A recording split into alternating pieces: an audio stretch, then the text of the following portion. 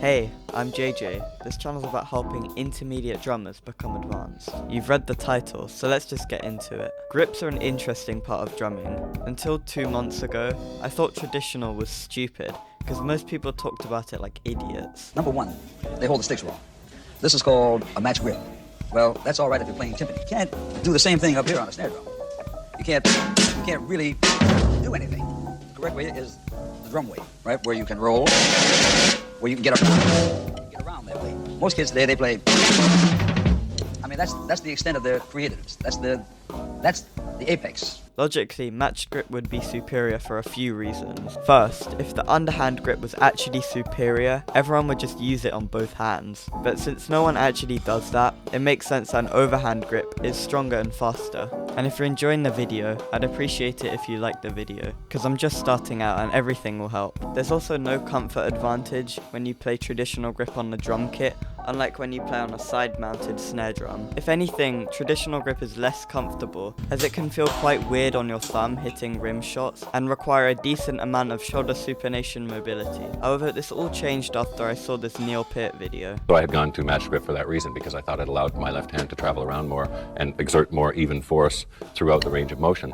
Because while it's true physically, perhaps it's not true musically, is what I've come to think lately, because the drum set revolves very much around ride cymbal, snare drum, bass drum, or over to the hi-hat, and getting these circular motions going is more important. In the video, he says traditional grip is better musically. Unlike Buddy Rich's argument, you can't really disprove this logically, and that's why I set this challenge for myself.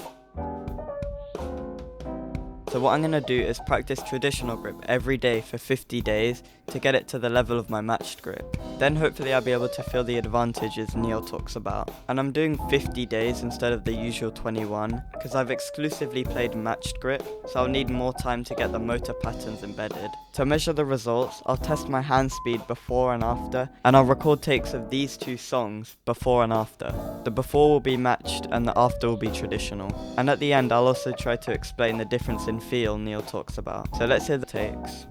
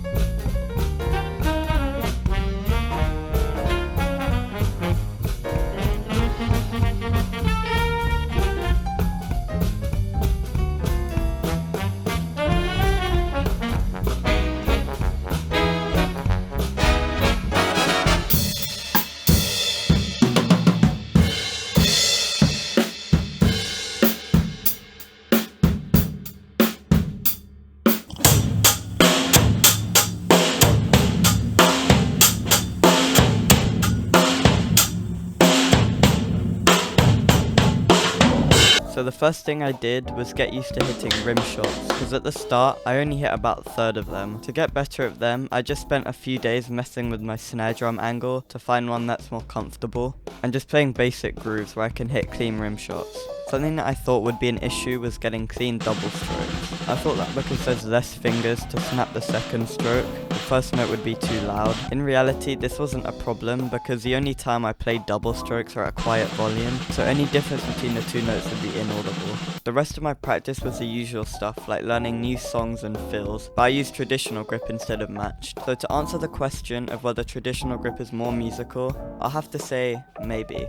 In some cases, where there's little left hand movement around the kit and it's mostly on the snare, it does feel quite nice, especially when there's ghost notes and you can get that nice whip going. Outside of this situation, I find it hard to justify the use of traditional. Hitting the hi-hat and the crash requires some awkward shoulder movement, and moving around the toms quickly feels unnatural, but I might get used to that with time. So in conclusion, only bother learning traditional grip if you find it comes naturally to you and what you play is quiet and requires little left hand movement. Otherwise, don't bother. Thanks for watching. Click this video to see how I finally stopped sucking at sight reading, and goodbye.